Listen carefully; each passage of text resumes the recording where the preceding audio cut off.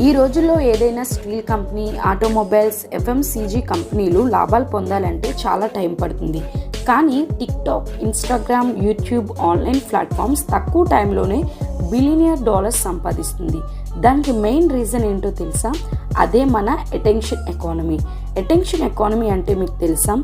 Agriculture economy, industrial economy లాగా ఇక్కడ డబ్బుల కన్నా మన అటెన్షన్ చాలా విలువైనది. ఏదైనా web series, ads, songs and even గవర్నమెంట్కి కూడా మన అటెన్షన్ కావాలి. ఎందుకంటే ఏదైనా విషయాన్ని మీకు అటెన్షన్ హోల్డ్ చేయగలిగితే అది మీ బిహేవియర్ ఇన్ఫ్లుయెన్స్ చేసుకొని మ్యానిపులేట్ చేస్తుంది. ఎగ్జాంపుల్కి బిజినెస్లో ఏదైనా ప్రోడక్ట్ని మీరు కొనేలా చేస్తుంది.